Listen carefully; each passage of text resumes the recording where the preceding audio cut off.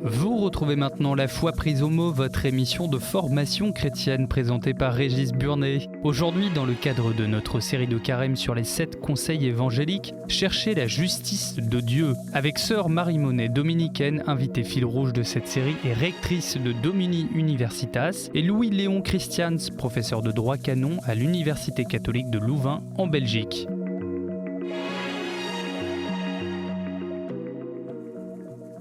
Bonjour et merci de nous retrouver pour La Foi prise au mot, votre rendez-vous de formation et de réflexion. Cette semaine, nous nous retrouvons pour notre série de carême qui cherche à mieux comprendre les conseils que donne Jésus dans les évangiles. Et cette semaine, le conseil est clairement un ordre. Cherchez d'abord le royaume de Dieu et sa justice. Il faut comprendre le mot justice dans le double sens qu'il prend dans le grec du Nouveau Testament. Il s'agit à la fois de trouver la justification, si on veut employer un mot plus moderne, l'acquittement, qui sauve, et donc d'avoir un comportement juste aux yeux de Dieu. Mais quel est ce comportement juste ? Est-ce celui que l'on trouve dans les codes civils humains, ou le chrétien a-t-il le droit, ou peut-être même le devoir, de s'en affranchir pour accomplir une justice bien plus haute ? Et comment concilier cet impératif de justice qui impose des règles, des interprétations et des punitions, avec le commandement de la miséricorde qui semble tout aussi important et qui imposerait que l'on oublie toute faute au profit d'un pardon universel ? Plutôt que de parler de manière abstraite, je pense que c'est aux juristes qu'il faut poser la question, et même aux juristes de l'Église. Et c'est pour cela que je vous propose d'en discuter avec Louis-Léon Christians. Bonsoir. Bonjour. Vous êtes professeur de droit canon à l'Université catholique de Louvain. Vous allez nous dire ce que c'est que le droit canon. Et puis, on se retrouve avec très grand plaisir. Bonsoir, Marie. Bonsoir. Marie Monet, vous êtes dominicaine, vous êtes rectrice de Domini Universitas et vous nous accompagnez tout au long de cette série. Alors, peut-être, première question, Louis-Léon Christians. C'est quoi le droit canon ? Évidemment, la réponse est simple, c'est le droit de l'Église. Mais donc, qu'est-ce qu'un droit ? Oui, commençons par des choses fondamentales. Et donc, une vaste littérature de théologie qui essaie de construire ou de reconstruire le sens spécifiquement ecclésial du droit, qui d'une certaine façon est une tentative de légitimation de ce qu'en Église, il y ait un droit, alors que, précisément, on aurait pu imaginer que le droit en Église soit précisément en contradiction avec le message du Christ. Oui. Donc, par-delà cette question de la légitimation théologique d'un droit, je propose, pour notre propos aujourd'hui, d'adopter la définition la plus basse, la plus pragmatique. Le droit, c'est un dispositif de prudence lorsqu'il s'agit de passer à la sanction. C'est ça. C'est-à-dire que le droit, c'est la question de la sanction. C'est la question centrale de la sanction. Alors cette sanction peut être plus proche ou plus lointaine. Il y a aussi un droit qui constitue, qui raffermit les institutions de l'Église. Mais toujours, il n'a de sens que parce que dans notre humanité, dans notre cheminement terrestre, il y aura bien un moment de sanction. Alors, au-delà de cette justice humaine, et l'Église la tient pour une justice humaine, se posera la question du salut, se posera la question de la miséricorde, mais dans un deuxième temps. Ça, c'est important parce que c'est vrai qu'on a un peu confondu justice humaine et justice divine. Et donc, d'une certaine façon, une forme de très haute de la justice qui serait de l'ordre de la morale, de l'éthique, et puis une justice vraiment juridique, en fait. Oui, alors ça vient de l'Évangile. Je vous rappelle les versets de Matthieu 5, où justement c'est Jésus lui-même qui dit « Si votre justice ne surpasse pas celle des scribes et des pharisiens, vous n'entrerez pas dans le royaume de Dieu. » Il faut rappeler qu'à l'époque de Jésus, les juristes, c'était les docteurs de la loi. Et les docteurs de la loi, c'était une loi qui arrivait directement du ciel, bien plus, qui représente un caractère bien plus absolu que nos petite loi civile, et donc qui semblait s'imposer avec lourdeur sur la tête des personnes à cette époque-là. Cette question de la sanction, c'est vrai qu'on a fait une émission, là, on a commencé notre série de carême avec la question de la miséricorde. On n'aime pas. Enfin, je veux dire, l'idée qu'on puisse sanctionner, pourquoi est-ce qu'on n'arrive pas à une société parfaite qui permet qu'on évite la sanction ? Oui, sûrement. Et je pense que pastoralement, et même dans la société civile, la sanction n'est pas reconnue comme étant l'élément majeur de l'évolution de l'humanité ou de l'évolution des personnes ou des institutions. Ce n'est pas un élément majeur, ce n'est pas un élément suffisant. Oui. Mais c'est un élément dont la faiblesse de notre humanité montre qu'il est nécessaire. Il y a des déclenchements dans les trajectoires humaines, il y a des franchissements de lignes rouges pour le bien de l'Église, pour le bien des personnes, Oui. qui appellent une réaction un tout petit peu ferme. Oui, ferme. Voilà. Et donc, c'est cette question-là.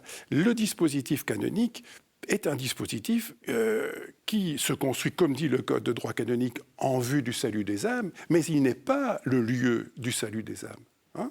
Il n'est pas le lieu du salut des âmes, il est le lieu du fait que dans l'Église, il n'y aura pas de criminels au sens ecclésial, évidemment. Ouais. Alors justement, vous avez commencé à dire il y a un code de droit canon, etc. À quoi ça ressemble le droit canon? Comment d'abord, d'où ça vient, enfin, comment ça s'est constitué? Et puis, concrètement, je veux savoir les lois de l'Église, où est-ce que je trouve ça? Oui, vaste question. Donc, le droit canonique, une immense tradition depuis les premiers siècles, un grand tournant historique au XIIe siècle, lorsqu'on commence à réfléchir l'ensemble de ces normes qui sont apparues chez les papes, dans des conciles particuliers, chez les évêques, où on essaie de le concevoir dans une certaine cohérence et dans une certaine compatibilité. C'est la question de la concordance des canons. En 1140, un grand moine, Gratien, qui est devenu célèbre à cause de cela, et puis de nouveau 900 ans d'histoire qui vont s'ouvrir, d'accumulation de normes, c'est-à-dire d'expérience. Oui. D'expérience humaine, d'expérience évidemment du pouvoir pontifical aussi, mais essentiellement d'expérience humaine. Et donc le droit canonique se reconnaît essentiellement comme un droit humain. Évidemment qu'il y a des éléments dans la tradition canonique qui découlent des Écritures et que l'on va reconnaître comme étant de droit divin, mais l'essentiel du processus canonique est un processus qui se reconnaît comme humain et qui va déboucher sur une première codification en 1917, après qui a réfléchi à ça depuis le Concile Vatican I, et puis qui a pris les leçons du Concile Vatican II et qui a donné lieu à la re-rédaction d'un code, le Code de droit canonique de 1983, qui est toujours celui qui est en vigueur aujourd'hui dans l'Église catholique latine, mais qui est modifié régulièrement, et le pape François est un grand modificateur, est un grand législateur de l'évolution de ce code ces dernières années. Ah oui, alors donc, question peut-être un peu complexe. Dans un système démocratique, on sait qui fait le droit, c'est la représentation nationale, hein, donc c'est les députés, c'est les sénateurs, ça dépend du système politique. Là, qui décide ? Oui, donc le législateur de l'Église universelle, c'est l'évêque de Rome, primus inter pares, hein, c'est lui qui a l'autorité législative sur l'Église universelle, et donc c'est lui qui peut, de sa propre initiative, modifier ce droit. Alors, on a toujours eu des questions sur le Code de 83, quelles étaient les interventions personnelles du pape Jean-Paul II sur les dernières moutures du Code. Mais globalement, évidemment, il y a tout un accompagnement, il y a tout un processus de mûrissement et toute une série d'experts qui vont travailler, mais aussi qui vont travailler pas simplement au Saint-Siège, mais dans une interaction entre l'expertise du Saint-Siège et des expertises de terrain, qu'elles soient dans les universités, dans les facultés de droit canonique ou qu'elles soient dans les diocèses. Et donc, il y a une itération, en quelque sorte, qui conduit à l'émergence du canon. Mais justement, on a l'impression là que le pape légifère beaucoup, il est contesté, alors c'est un peu lié aussi à la manière dont les médias actuellement interviennent un peu. Avant, tout ça devait être dans les couloirs feutrés du Vatican, j'imagine. Mais là, maintenant, on l'a en place publique. Il est légitime de légiférer tout seul? Enfin, je veux dire, il n'y a pas une forme de, dictature? Mais non, parce que c'est la structure ecclésiologique fondamentale de l'Église, c'est celle de la succession apostolique. Hein. Mais la question qui se débat aujourd'hui ou qui se débattra dans quelques mois autour du synode, de la synodalité, c'est le concept de synodalité qui se redéploie d'une certaine façon dans l'Église à l'initiative, disons, d'une certaine façon du pape François. Mais c'est aussi un dispositif qui va mettre en question, le droit canonique va le mettre en question de deux façons. D'une part, est-ce que le synode est une procédure sauvage? La réponse est non, on a vu la première session, parce qu'elle est cadrée. Elle est cadrée pour que les personnes qui puissent avoir la parole aient la parole, qu'elles soient légitimes dans leur prise de parole, et aussi que l'effet de cette parole soit lui-même cadré à l'avance. Sinon, il y a beaucoup de déceptions de gens qui ont pris la parole et puis qui estiment que ce qu'ils avaient dit n'est pas retenu. Donc, cadrage canonique dans le dispositif synodal lui-même, et puis évidemment un effet retour du synode qui peut avoir une parole auprès du pape sur la modification du droit canonique actuel. Même question, Marie, vous avez l'impression de vivre en dictature ? C'est-à-dire que vous soulevez la question de la forme de l'Église catholique sur le plan politique. Juridique, ce n'est pas une démocratie. Et donc, il n'y a pas la séparation des pouvoirs. Oui, c'est ça. Nous sommes immergés dans des états de droit et donc nous sommes habitués à ce que le législateur ne soit pas l'exécutif. Et là, ce n'est pas le cas pour l'Église catholique. Et je pense que c'est peut-être quand même quelque chose, déjà, il faut en prendre conscience. Oui. Parce qu'on plaque sur l'Église nos propres pratiques juridiques et institutionnelles de nos sociétés contemporaines démocratiques.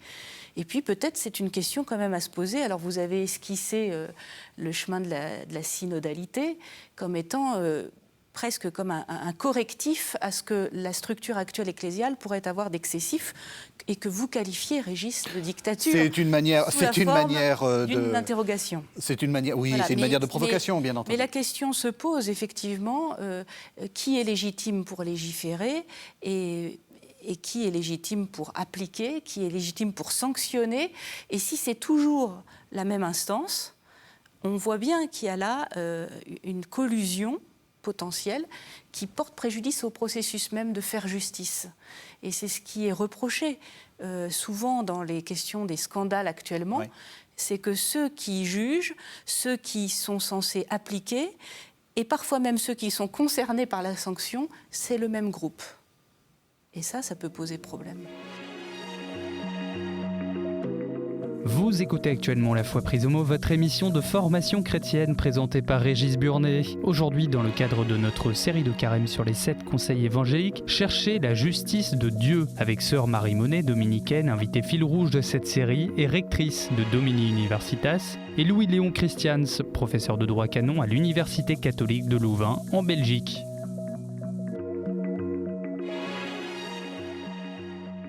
Comment on y répond ? Est-ce que c'est par de la pédagogie ? Vous êtes intervenu en Belgique notamment pour justement dans ces affaires de pédophilie, dans ces scandales. Comment est-ce qu'on fait pour expliquer aux gens que voilà, c'est comme ça, qu'on est dans quelque chose où effectivement, vous entendez ce que dit oui, Sœur Marie, c'est cette idée qu'au fond, le peuple chrétien et peut-être même non chrétien, c'est-à-dire les médias, ne comprennent pas que ce soit les mêmes qui appliquent et qui sanctionnent et qui commettent. Oui, bien sûr, c'est une structure particulière de l'Église, mais je dirais deux choses. La première, c'est l'autorité diocésaine, ou l'autorité religieuse, mais disons l'autorité diocésaine, pour faire court, qui va être en charge de l'application éventuelle du passage au droit pénal. Et c'est vrai que dans l'esprit du temps, donc dans un esprit mal compris en quelque sorte, le droit canonique de l'Église, sûrement n'est pas l'instrument pastoral suffisant, mais il était nécessaire. Oui. Et cet aspect nécessaire a été gommé au cours du XXe siècle. Une pastorale de la compréhension, de la réconciliation, de la miséricorde devient prioritaire. Et donc, au niveau diocésain, il n'y a pas, en quelque sorte, une légitimité forte de cette voie. Et donc, on obtient aujourd'hui, la reprise en main d'une certaine façon par le Saint-Siège depuis les années 90 et puis aujourd'hui progressivement, qui consiste à dire, écoutez, si les diocèses ne sont pas assez tiers par rapport aux personnes dont il faut parler, s'ils ne sont pas assez tiers, eh bien Rome sera cette institution tierce qui sera éloignée des relations de proximité et qui pourra assumer un processus pénal clair. Donc il y a donc un déplacement entre une crise de légitimité et puis une efficacité romaine qui essaie de se redire. Puis, pas oublier qu'à partir de 2016, le pape François prend des normes pour sanctionner les évêques négligents. ce qui est la première fois que ces normes sont prises explicitement. Le droit canonique, notamment celui pénal qui lutte, qui condamne les abus sexuels, c'est un droit canonique totalement explicite depuis le Moyen-Âge. L'ensemble des dérives sexuelles possibles, imaginables, est listé depuis longtemps. Oui, tout à fait. Donc il n'y a aucun effet de surprise et d'étonnement. On savait que c'était pas humaine. C'est une chose élucidée de longue date, les périls de la nature humaine. Et donc, aujourd'hui, le pape intervient pour dire, eh bien, ceux qui n'auront pas compris que le dispositif pénal, certes, n'est pas suffisant, mais est nécessaire, eh bien, je les déposerai. Vous avez cette impression-là qu'on a eu une sorte de pastorale de la miséricorde, un peu... encore une fois, on a fait une très, très chouette émission au début de la série et c'est très important la miséricorde. Je ne suis pas du tout en train de dire qu'il ne faut pas pratiquer la miséricorde, mais vous avez cette impression-là? L'expérience a montré que dans certaines communautés qui ont dévié, et notamment certains fondateurs, c'était au nom de la miséricorde. S'il y avait une sorte de... On occultait la justice humaine et même la justice de Dieu. La notion même de justice était écartée au nom de la charité, au nom de la miséricorde. Et on découvre avec effroi 20 ans ou 25 ans plus tard que c'était pour masquer leurs propres méfaits. Et donc, je pense que la situation invite à la prudence, à la modération, et justice et miséricorde. Il y a le temps de la justice, et comme on l'a dit dans la première émission sur la miséricorde, et c'est la condition pour faire miséricorde. Et je pense que c'est aussi la condition pour qu'ensuite, il y ait une forme de réconciliation, on peut employer le mot réinsertion, voire réhabilitation ou restauration d'une société dont le tissu est abîmé et fracturé, parfois même c'est des abîmes. Comment est-ce qu'on va faire pour vivre ensemble après tous ces drames? Et là, le passage de la justice vient comme la première étape nécessaire pour construire la miséricorde.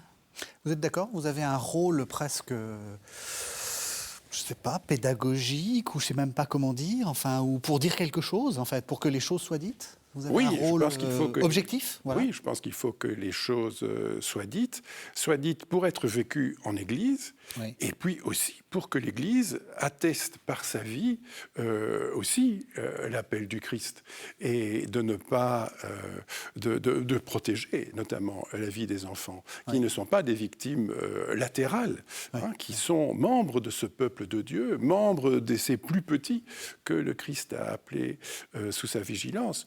Voilà. Donc, je pense qu'il y a les deux éléments, une vie interne, mais aussi une façon de témoigner de ce que c'est que la vie chrétienne pour la société en général. C'est un témoignage. C'est un témoignage. Comme on dit, quand la justice est passée, c'est une expression qu'on donne, effectivement, ça objective des choses. Oui, tout à fait. Et ça objective précisément aussi le fait qu'exercer une autorité sur une communauté, c'est aussi exercer une responsabilité. Et cette responsabilité, c'est aussi une attestation. Et donc, dire « je mets ma responsabilité de côté, je n'exercerai pas cet instrument parce que l'amour plus grand nous appelle », eh bien, c'est une irresponsabilité, qui n'est pas appelée par le message du Christ. Vous êtes d'accord? Le fait de, quand on est un supérieur, bien sûr, c'est ce qu'on appelle une négligence coupable. C'est la même chose, par exemple, dans le droit du travail. L'employeur, il a une responsabilité spécifique vis-à-vis de ses employés. Et s'il n'exerce pas pleinement sa responsabilité, l'omission peut lui être reprochée comme une négligence coupable. Et là, c'est la même chose pour les responsables de communauté. Y compris quand on se dit oui, mais alors c'est très mauvais pour l'image de l'Église, c'est ce qu'on a reproché, c'est très mauvais, il vaut mieux garder une image mieux, parce que c'est aussi ce qu'on a dit du pape Benoît XVI, quand il a ouvert la boîte de Pandore, si on peut dire, il a fait du mal à l'Église, entre guillemets. Moi je l'ai entendu beaucoup, même à Catéo, des gens ont écrit pour dire ça. Je crois que faire la vérité est toujours gagnant. Et les gens, nos contemporains, qu'ils soient dans l'Église ou à l'extérieur de l'Église, sont souvent extrêmement sensibles au fait de faire la vérité.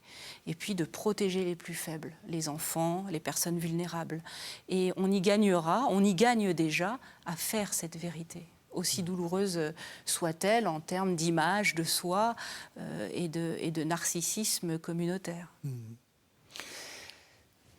Allez-y, la question de la vérité est essentielle. C'est une question qui est liée aussi au fait que le peuple chrétien, l'Église, se déploie dans un monde plus général.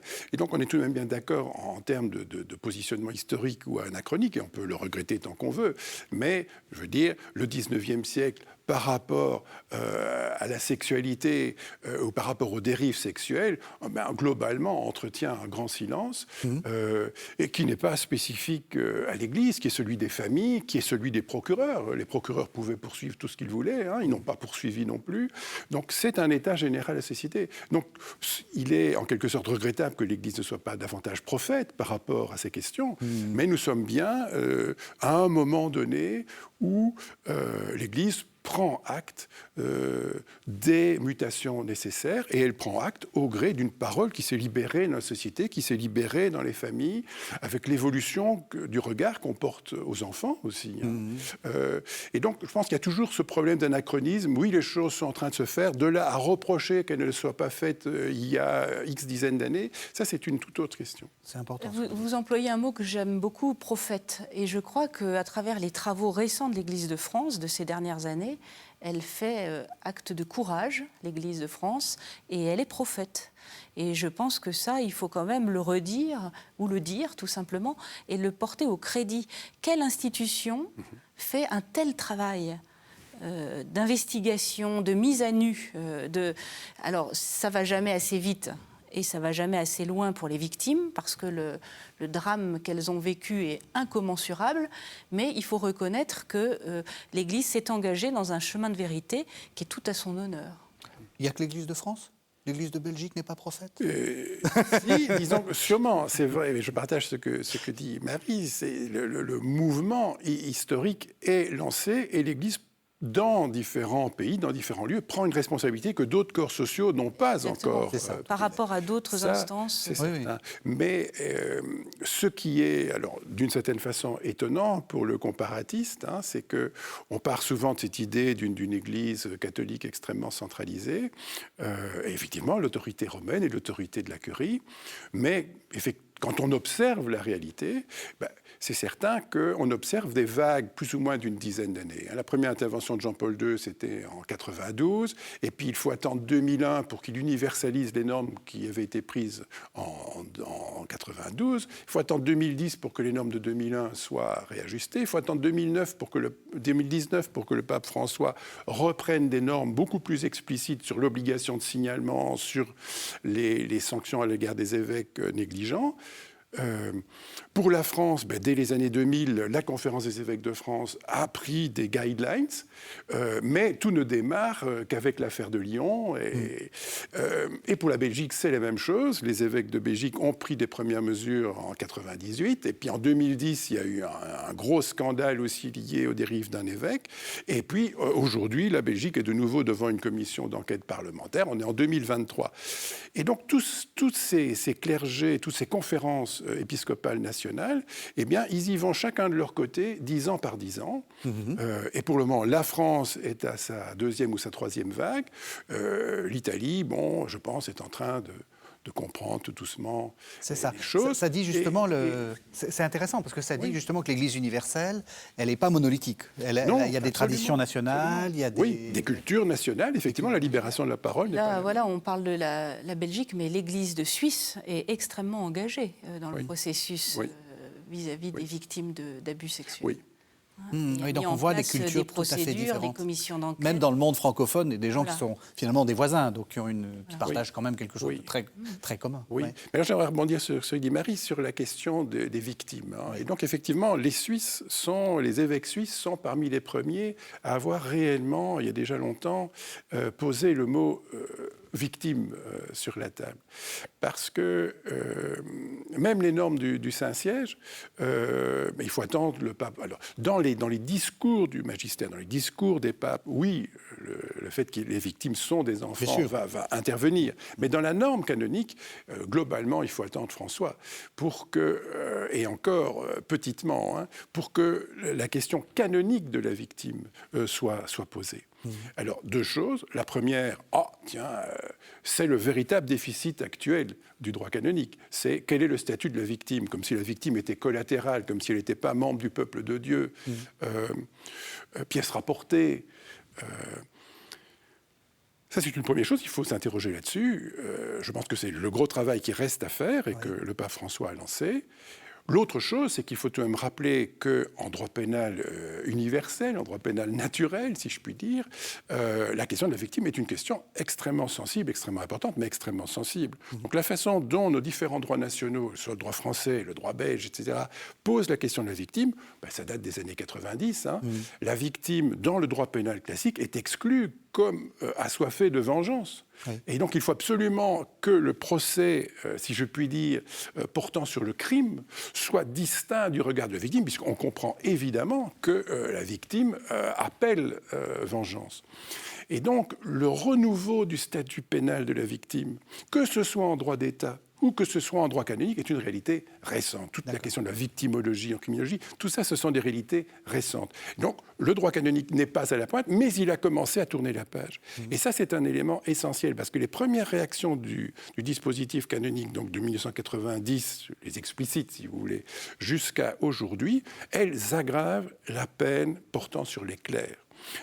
Et les clercs sont de plus en plus punis.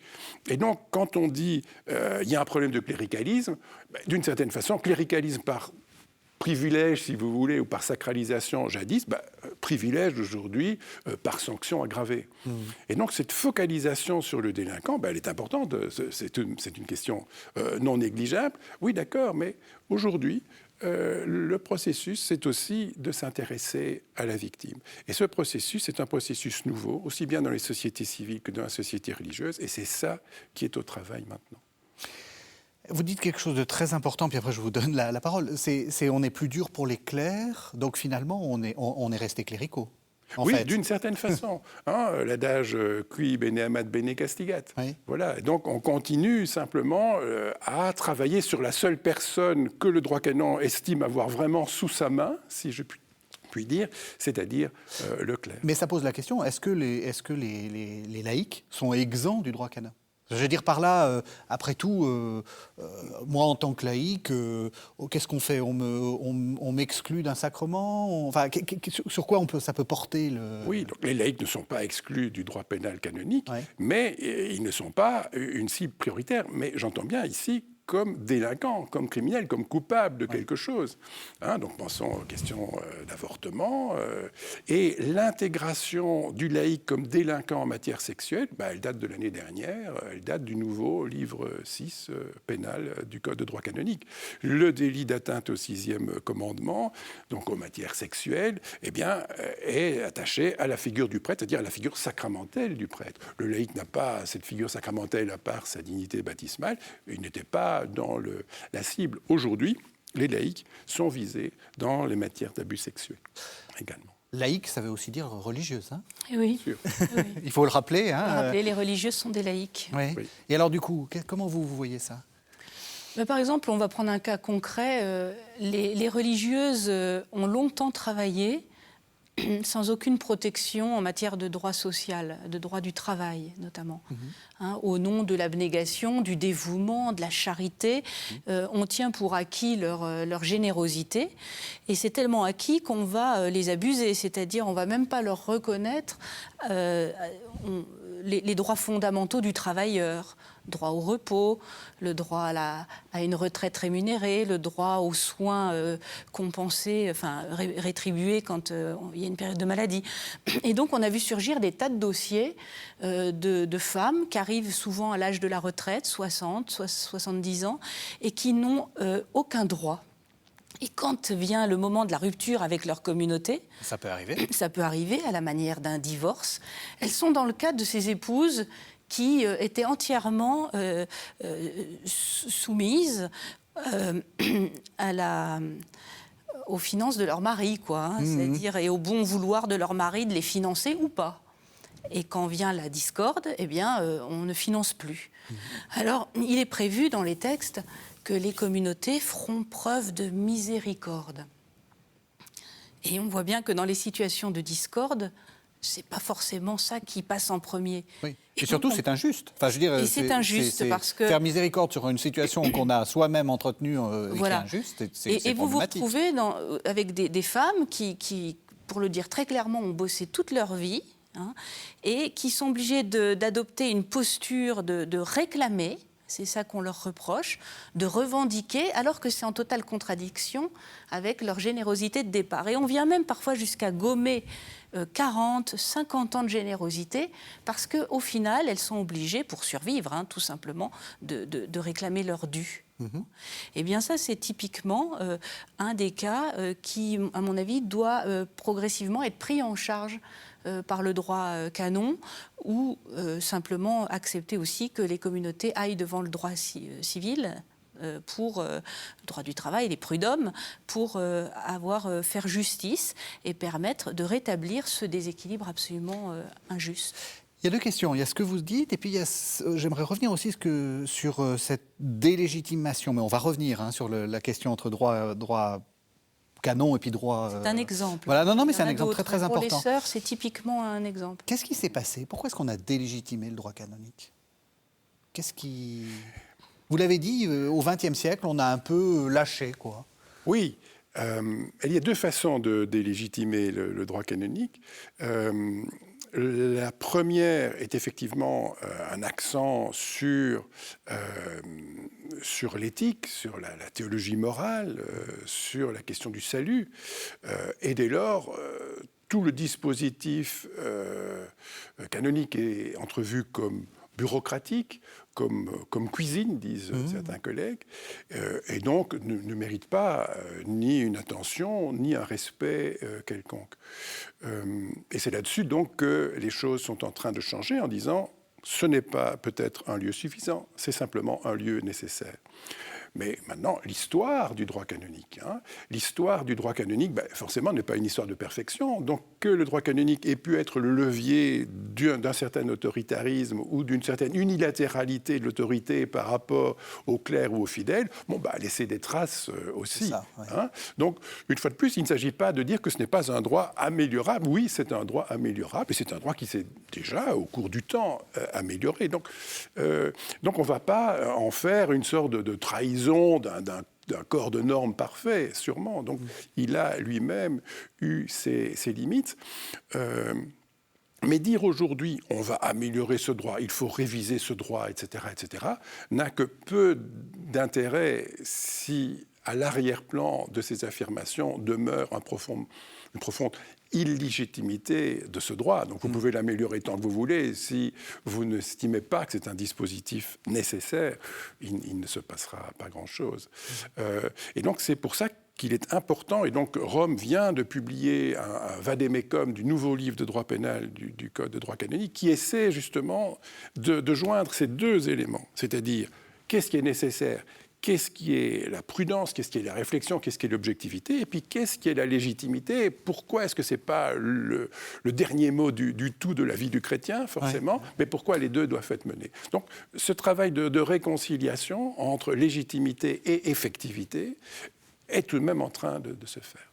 Et alors donc la deuxième chose que posait Marie, c'est le rapport entre le droit civil, enfin le droit général, et le droit canonique. Parce que finalement, ce que vous décrivez, c'est avant tout une faute, c'est une faute peut-être liée à l'Église, mais c'est quand même une faute générale. Normalement, toute personne qui travaille a droit à une protection. Est-ce qu'on ne s'est pas cru un peu au-dessus de ces lois-là, en se disant... on est affranchi finalement de...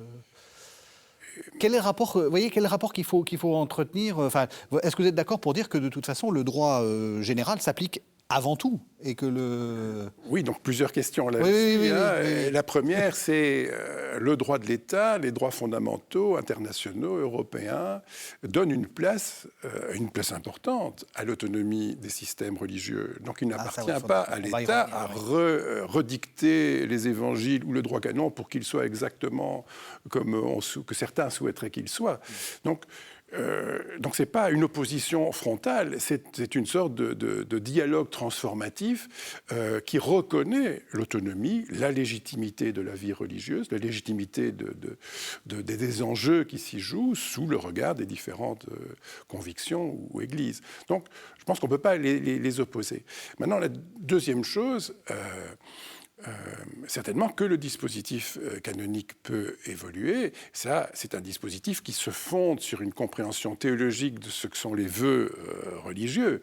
Et donc, qu'est-ce que c'est que cette obéissance à la vie et à la mort? Qu'est-ce que c'est que cette pauvreté vécue par vœu? Qu'est-ce que c'est que cette chasteté vécue par vœu et pas simplement par obligation? Et donc, si vous prenez au sérieux le vœu qui est accompli, la personne était pauvre parce qu'elle avait dit que sa vie serait pauvre. Et évidemment, au bout d'un temps, aujourd'hui, l'irréversibilité est toujours une question bien délicate en éthique aujourd'hui. Et donc, est-ce que la vie religieuse est irréversible? Et donc arrive la question, j'avais voulu être pauvre, mais ce n'est plus le cas aujourd'hui. Et me voilà démuni. Et que peut-on faire? Voilà. Et pour le moment, mais ça dépend d'État, parce qu'il ne faut pas oublier que le droit canonique a en face de lui 180 droits nationaux. Donc 180 droits d'États différents qui ont des régulations eux-mêmes, donc démocratiques, mais donc variées. Mais donc dans la plupart des États, il n'y aura pas de soutien civil à ces questions-là, en disant c'est une question d'autonomie d'Église. Et la question... Qui est sur le tapis régulièrement, c'est est-ce qu'on va pouvoir localiser un contrat de travail? Et la réponse classique, disons dominante aujourd'hui, c'est non, on ne découvrira pas un contrat de travail. Mais que les choses puissent être amenées à évoluer, canoniquement oui, mais ce n'est pas le droit canon qui va ouvrir les portes en quelque sorte, c'est la conception de ce que sont les vœux et l'engagement religieux. Qu'est-ce que vous en pensez, Marie ? Vous écoutez actuellement La Foi prise au mot, votre émission de formation chrétienne présentée par Régis Burnet. Aujourd'hui, dans le cadre de notre série de carême sur les 7 conseils évangéliques, cherchez la justice de Dieu avec sœur Marie Monet, dominicaine, invitée fil rouge de cette série et rectrice de Domini Universitas, et Louis-Léon Christians, professeur de droit canon à l'Université catholique de Louvain, en Belgique.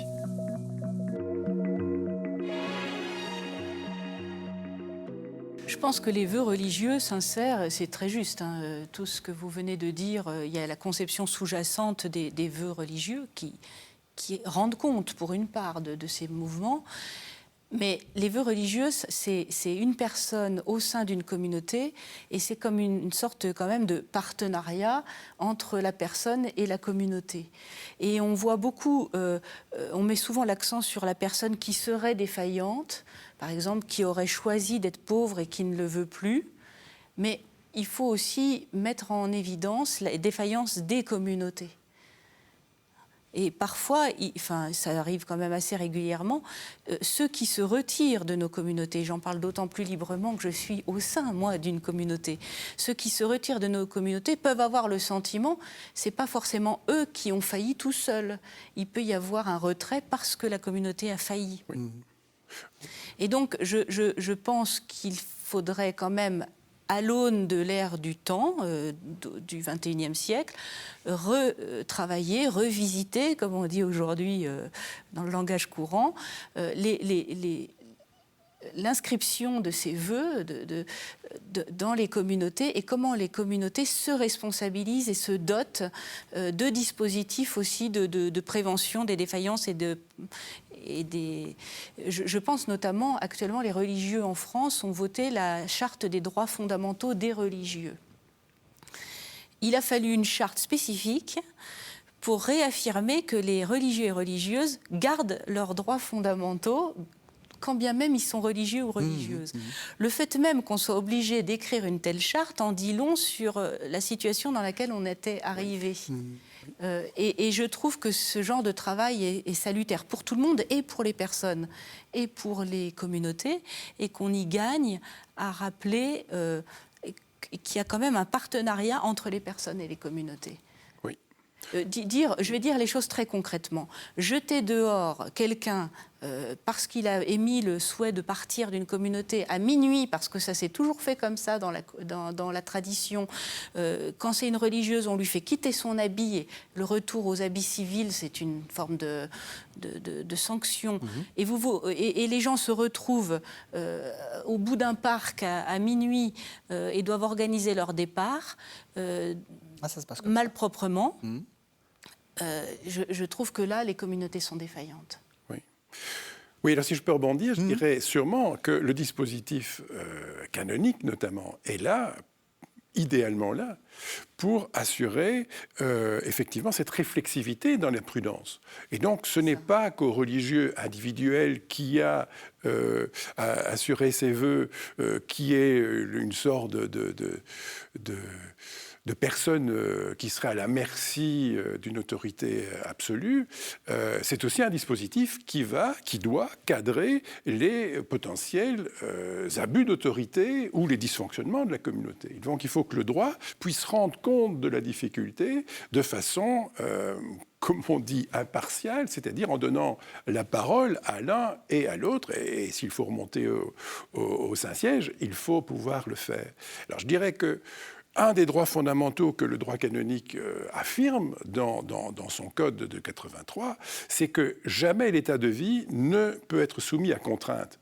Évidemment que jamais l'état de vie, mais enfin, il a tout de même fallu l'écrire. Oui. Mais pas de contrainte à l'entrée, pas de contrainte à la sortie.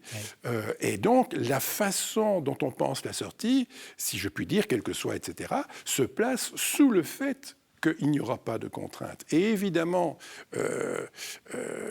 aller à des abus sur les questions d'obéissance ou des abus sur des questions de pauvreté, à un moment donné, va entrer en difficulté avec le principe qu'il n'y a pas de contrainte en état de vie. Donc il y a un dispositif canonique qui doit s'affirmer. Je pense que c'est aussi ce qui s'est passé après le Concile Vatican II, c'est la perception d'un droit qui n'est pas le levier d'un pouvoir, qui n'est pas le levier d'une autorité qui a un instrument là, mais qui est un dispositif symétrique, si je puis dire, réversible, qui est à disposition de l'ensemble du peuple de Dieu. Ouais. Voilà. Et je voudrais dire... Ça nous permet de modifier tout à fait notre conception de la justice, là, ce que vous êtes en train de dire. Enfin, ça l'enrichit, en fait. Hein. Oui, c'est une justice qui est un instrument de réflexivité, d'où l'intérêt d'un tiers. Alors, deuxième chose que je voudrais dire, c'est que, dans le même sens, c'est de dire que la façon dont, aujourd'hui, on comprend la liberté humaine, même dans les sens les plus radicaux, les plus libertariens, c'est que la personne humaine, dans un certain nombre de philosophies morales et politiques, peut disposer d'elle-même, oui, mais pas au bénéfice d'autrui. Oui. Et donc, oui, on peut renoncer à ses biens et à sa volonté, oui, mais jamais en se soumettant comme une sorte d'esclave ou de zombie à un tiers. Jamais le tiers ne peut être le levier, en quelque sorte, de l'effacement de la personne. Et donc ça, c'est aussi un des grands problèmes des abus qui ont été commis, c'est que le vœu est compris par l'autorité qui, en l'occurrence, abuse, comme étant un blanc-seing sur cette personne. Ça, c'est une bonne réflexion de Carême. Hein. Ah oui, il faut absolument retenir ça sur la question de la justice. D'être quoi méditer. Ouais. On arrive un peu vers la fin de l'émission. J'ai envie de vous poser une question un peu provocatrice. Si maintenant on part sur la justice... j'allais dire, normale, enfin, je ne sais pas comment on dit, générale, etc.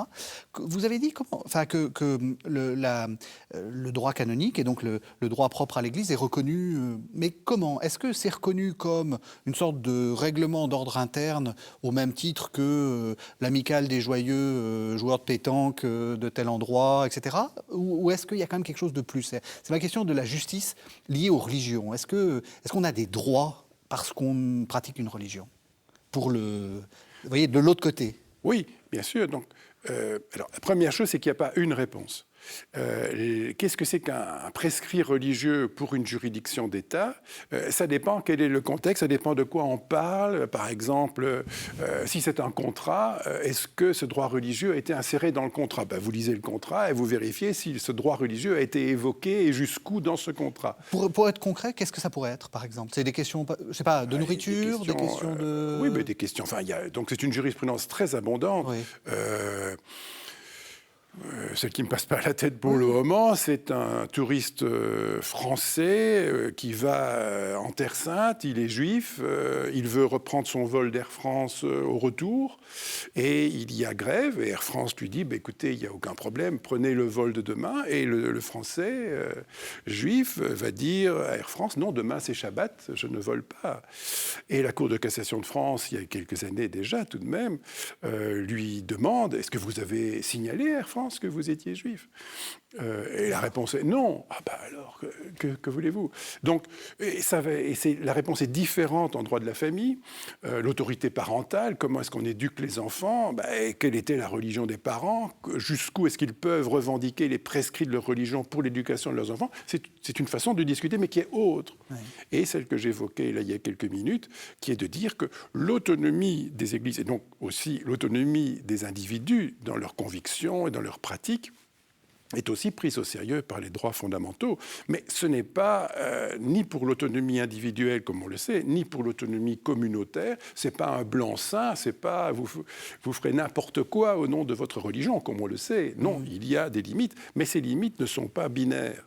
Donc on ne peut pas dire à l'avance qui va nécessairement l'emporter de ces normes, parce que ces normes sont portées par des droits fondamentaux ou par des principes fondamentaux de l'État qui sont en pesée, qui sont en proportion et qui vont donner lieu à discussion. Je donne un exemple récent pour la Belgique. La Cour de cassation de Belgique a estimé, il y a quelques semaines, que les sanctions de bannissement que la congrégation des témoins de Jéhovah prenait à l'égard de ses membres n'étaient pas pénalement sanctionnables et que ça correspondait, sur base des faits qui étaient évoqués, au simple fait que quand il y a une rupture dans une communauté, quand quelqu'un est dissident, eh bien, par exemple, on ne lui parlera plus. Mais donc, c'est tout de même une juridiction d'État qui a ouvert les dossiers, qui a vérifié comment cette Église se comportait.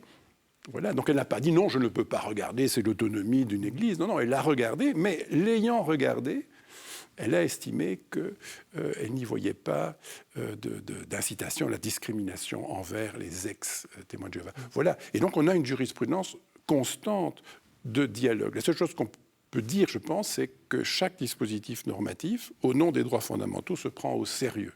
Voilà, on se prend au sérieux. On ne peut pas écarter ça du revers de la main. Mais ensuite, s'entame cette réflexivité internormative qui fait que ces normes vont devoir se discuter. Évidemment que pour l'État, il n'y a d'autres droits, d'autres normes étatiques que les normes de l'État. Le droit canonique fait partie des éléments factuels de la relation. Deux questions, parce qu'on arrive aussi à la fin de l'émission, mais à partir de ça, c'est deux questions différentes. Est-ce que vous pensez que, justement, on n'a peut-être pas assez joué en tant que chrétien, surtout peut-être en France, en Belgique, en Suisse, le rapport à ça? C'est-à-dire qu'on a plutôt été, un peu timide par rapport à nos droits en tant que pratiquant une religion. Et est-ce que, de manière réciproque, on n'aime pas trop que l'État aille voir ce qu'on fait. Est-ce qu'il faut accepter ça? Est-ce que c'est juste que l'État vienne regarder un peu comment l'Église fonctionne dans un pays? Oui, je crois que notre identité, elle est plurielle. Et donc, nous sommes des citoyens avec des droits et des obligations. Et il va de soi que l'État est libre d'enquêter et d'interagir avec nous, même dans des domaines qui ne seraient pas directement son domaine à lui, mais qui seraient proprement religieux. C'est ce que vient de le dire Louis Léon. Il faut l'accepter et il faut même le favoriser. Je crois que c'est une des réponses aujourd'hui à la crise que nous traversons. Vous dites qu'on a été timide. Je crois peut-être simplement nous n'avons pas été suffisamment informés et formés sur le fait que le droit est un des grands instruments de régulation de la vie sociale, de régulation des violences. C'est quand même sa fonction principale. Et c'est donc à nous de nous en emparer. Il faut que des gens se forment au sein des communautés, au sein de l'Église, et puis, en interaction avec des grands experts en droit canon, puissent prendre en charge des cas très concrets. Le droit, c'est d'abord des cas concrets, des personnes qui vivent des situations d'injustice. Et donc, il faut que tout le monde se sente concerné à partir d'aujourd'hui, quel que soit le passé et les explications du passé. Aujourd'hui, il y a une nécessité de faire passer la justice à tous les échelons de notre collectivité. Ça me permet de... Vous aviez un appel, enfin vous étiez... on en avait parlé, vous dites... c'est bien beau de faire des normes, il faut qu'il y ait des gens qui sachent les appliquer. C'est un vrai problème pour le droit canon, ça ? Oui, je pense, sûrement. C'est qu'il n'y a pas assez de canonistes, soyons clairs. Donc oui, faites un appel au monde, puisque le monde nous regarde, devenez spécialiste de droit canon. Je pense que c'est une responsabilité d'Église, c'est une vocation d'Église, comme d'autres, d'avoir une compétence sur ces questions, qui sont des compétences relativement techniques à certains moments, précisément parce que c'est ça l'enjeu, c'est la prudence qui encadre le moment où on cesse de discuter et de palabrer, de réconcilier. C'est le moment où on doit poser une question douloureuse. Et ce moment-là, c'est un moment très, très particulier qui nécessite tout un appareillage. Je voudrais donner un exemple et qui est très important aujourd'hui.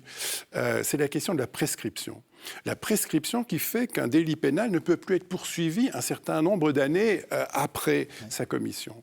Bon, il y a des prescriptions qui changent aujourd'hui, que ce soit en droit français, en droit belge, en droit national, mais en droit canonique aussi, pour reporter, pour allonger le délai durant lequel une personne victime, notamment d'un abus ou d'un autre délit, peut saisir effectivement la justice ecclésiale, étatique. Donc il y a un moment où on arrive à une prescription, pas dans tous les États. Et l'enjeu, c'est, une fois qu'il y a une prescription, que fait-on ? La victime est toujours victime, elle est toujours en souffrance. Que fait-on ? Eh bien, lorsque vous travaillez en droit, la question, c'est « Ah ben écoutez, votre douleur est éminente, mais le dispositif pénal ne peut plus rien pour vous. » Eh bien, pour le droit canonique, il en va de même. Donc il y a un moment donné où le délai de prescription, tel qu'il est décidé aujourd'hui dans le dispositif, s'arrête. Ah bon ? Ce qui s'arrête, c'est le dispositif pénal canonique. Ça ne signifie pas que cette victime devient un tiers ou une non-question pour la communauté chrétienne. Oui, tout à fait. Mais les ressorts ne sont plus les mêmes. Et donc, ce sont des ressorts de solidarité, de fraternité, de compassion, mais plus des ressorts de droit pénal. Voilà. Et donc, oui, ce rebasculement... Donc on dit quelles sont les limites du droit ? Ben oui, les limites du droit, c'est la sanction. Mais la sanction est entourée de prudence. Il y a un moment donné où ce dispositif va s'arrêter. D'où l'enjeu majeur, je m'arrête là, mais l'enjeu majeur de tous ces débats sur l'imprescriptibilité. La SIAZ n'a pas recommandé l'imprescriptibilité, la France n'a pas adopté l'imprescriptibilité, la Belgique l'a adopté en 2019. Et tout ça, ce sont des questions qui sont fondamentales, parce que dès que vous posez la question de la prescription, vous posez la question aussi inéluctablement de ce qu'à un moment, ce droit pénal de sanction qui voulait parler, ben, il y a un moment où il dit ben, « je ne parlerai plus ». Et donc, la vie en Église doit s'assumer. Il vous reste 40 secondes pour conclure. Qu'est-ce qu'il faut retenir de cette émission ? Cette phrase de Jésus, je ne suis pas venu abolir la loi, mais l'accomplir. Pratiquons la justice. Merci à tous les deux. Merci de nous avoir fait mieux comprendre ce que c'était que le droit canon et aussi ce que c'est que la justice. Vraiment, merci beaucoup. Merci de nous avoir suivis. Vous savez que vous pouvez retrouver cette émission sur le site internet de la chaîne www.ktotv.com. Et on se retrouve la semaine prochaine pour un nouveau numéro de La Foi prise au mot, toujours dans la série de Carême.